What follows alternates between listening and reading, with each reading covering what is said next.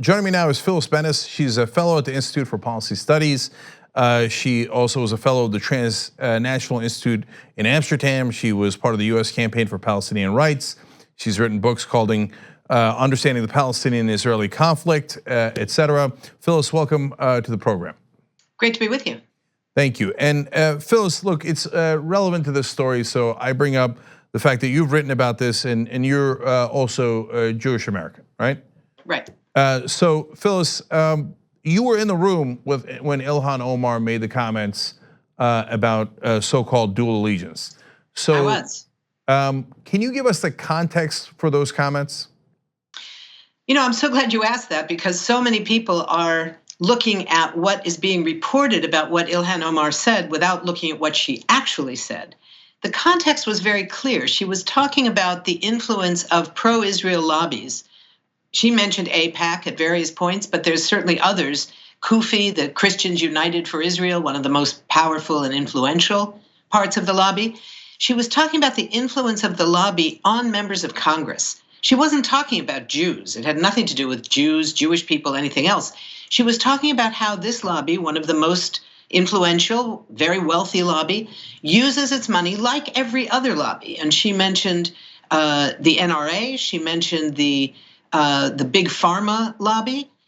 So she was talking about the problem of lobbies, but focused on the issue of the pro-Israel lobby, because we were talking about Palestinian rights at the time. She was talking about Palestinian rights. So that was the context. She wasn't talking about Jews have some sort of dual allegiance or anything like that. So the notion that this was anti-Semitic really makes no sense because she wasn't even talking about Jews. There was nothing anti-Semitic about it. So Phyllis, in fact, what wasn't she in that particular part of the talk talking about how people use things like this to distract from the real issues, and that it's a way to get out of a conversation about what we really should do about Israeli-Palestinian conflict? And in fact, isn't that exactly what happened with this specific speech? Exactly. Of course, we're not now talking about Palestine enough. I would say that if we take a few steps back from this sort of crisis, this manufactured crisis of the last several days, what we do see is somewhat good news. People are starting to ask these questions about, as the New York Times put it, does AIPAC have too much power and influence? And then proceeded to write an article whose tone was kind of, yeah, they do. And that's crucial because for so long, it's been considered outside the bounds of acceptable discourse, particularly in Washington, to talk about the pro-Israel lobby, to talk about AIPAC, to talk about CUFI, especially to talk about their success. They're not the only reason for the success, but they're part of the reason that the US sends $3.8 billion of our tax money every year directly to the Israeli military. I don't think too many people know that. And you can say that, well, 3.8 billion, how much money is that? It sounds like a lot, but it also sounds like you could say a gazillion and it would not mean very much. But if we put it in terms of what else could happen, I ran some numbers this afternoon, and what I found was that same $3.8 billion that we're sending to the Israeli military every year, if it was spent here at home, it could provide for 68,400 good infrastructure jobs in the US, or it could pay for 367,800 veterans to get health care. Now, which do we think is more important, the Israeli military or jobs and veterans health care? We don't invest enough sort of energy into figuring out answers to that because we don't get asked the right questions. Representative Omar was asking the right questions. Phyllis, if here there is a little bit of, I don't like this term, but a little bit of identity politics being played, because if a Jewish American such as yourself asks that question, it's perceived as, well, okay, I guess that's a legitimate question. But if Ilhan Omar in a hijab asks that question, whoa, what do you mean? Are you saying we shouldn't support Israel? Why are you saying that? And then a lot of assumptions are layered on to her intent. Exactly. People are making assumptions about what she really meant, given what she said. She never said Jews have dual loyalties. She never said Jews aren't good citizens of whatever country they live in, this country or any other. She was talking very specifically about the influence of a lobby on members of Congress. And instead, she gets attacked for anti-Semitic statements that she never made. She gets attacked for anti-Jewish prejudice that she never expressed. She gets attacked for some kind of hatred of Jews that she doesn't hold.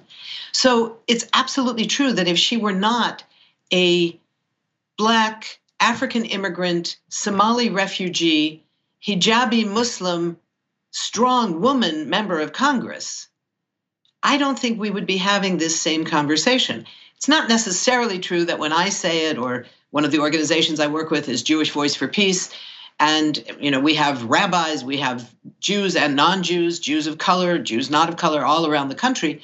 And we get plenty of pushback also. It's not to say that it's so easy to talk about this for anyone else, but it's a whole different level. I've been talking about this stuff for years, and I don't get treated like this. Somebody ran on Twitter yesterday a listing of a bunch of examples, not all of it, it's not comprehensive, but just a few examples of the New York Times, the Washington Post, the Chicago Tribune, the Wall Street Journal, all talking about how they use the term allegiance in articles, not quoting anybody, but just talking about the White House was expressing its allegiance to Israel. Members of Congress eager to express their allegiance to the state of Israel, candidate X expressing his or her allegiance to the state of Israel, they use that language all the time. And nobody thinks anything of it, nor should they, because what they're talking about is a set of political realities in this country where support for Israel, as we heard from Congressman, the congressman out in California a day or two ago, who said, questioning the U.S.-Israeli alliance is unacceptable. Yeah. Unacceptable to question it. Yet that relationship leads to us spending, as I mentioned, $3.8 billion a year on the Israeli military. It leads to the U.S. protecting all Israelis from being held accountable in the United Nations.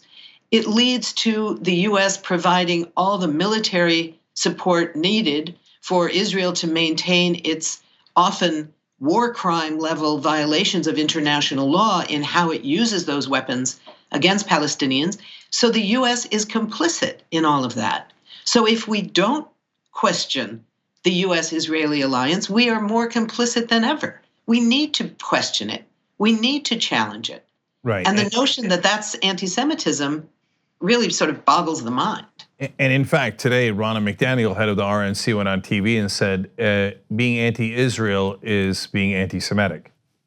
Well, I got to say, I grew up in a kind of Judaism that was, I think, typical for my generation in the 50s and 60s, where if you were Jewish, it was all about Israel. That was what there was. We didn't have options. What's so amazing now, and the reason that I think that we are in an incredibly important transitional moment, is that young Jews have options now. Young Jews who want to identify as with their Jewish heritage don't have to say, and I support Israel as a result. They have a left, a right, and a center. There still are the groups like AIPAC, the Council of Presidents, the Jewish Federation Council, other organizations who routinely and uncritically support everything Israel does.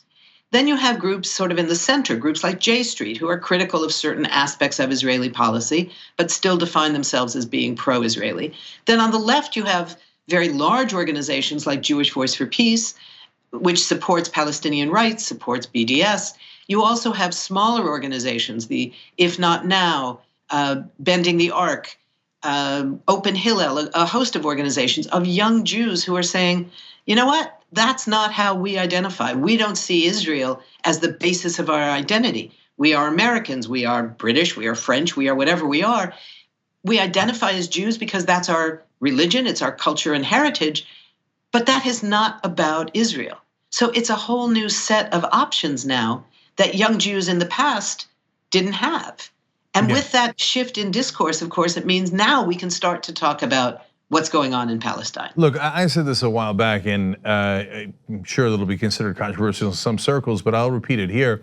I think young Jews in America are going to save the day. And the reason I say that is They're obviously more progressive, and by saving the day, I mean, one, bring some sort of fairness and justice to American policy, but number two, ending the occupation, and number three, helping Israel stop being an international pariah and get to the moral high ground and actually get the peace. Because these right-wing governments are never gonna lead us to peace because they profit off of war and division and hatred and fear. That's how they win elections. Their self-interest is against the interest of Israel and the Palestinians and America. But I think that young Jews in America see that and they have power. And I think this is the beginning of them, along with Ilhan Omar and the others, using that power to say, no, we're gonna pursue justice and not just the right-wing government of Israel. Absolutely. I think you're absolutely right, except I would add to that, you're putting an awful lot on the shoulders of young Jews. Luckily, young Jews right now are building incredible coalitions with young African Americans, with young Latinx, with young Muslims, with young people from all over the place.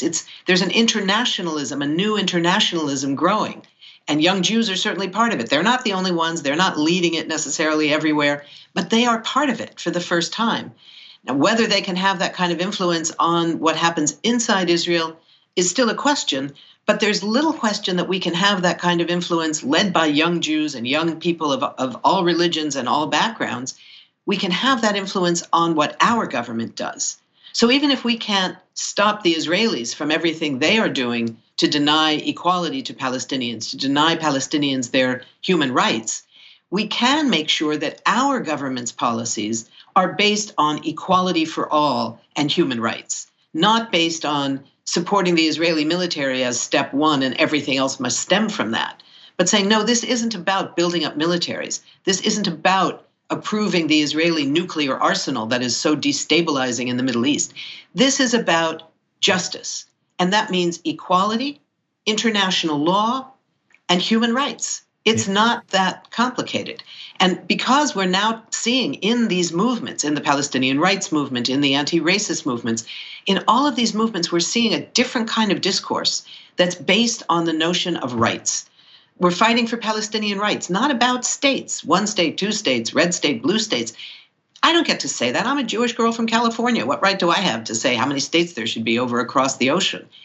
But what I do have a responsibility for is to make sure that what my government does with my tax money in my name is all about equality and justice and human rights, and not about building up these militaries that are so destabilizing and that are used to deny the human rights of another people. All right, Phyllis Bennis, thank you so much for joining us. Everybody check out, we'll put a link down below if you're watching this later on YouTube or Facebook to her article in The Nation, the Democratic Party attacks on Ilhan Omar are a travesty. Please read that because it has the full context of what happened that day, what actually happened. Phyllis, thank you for sharing that story with us, really appreciate it. Thank you, it's been a pleasure. The TYT Plus app is now available on iOS and Android. Download to get more TYT content at tyt.com/app.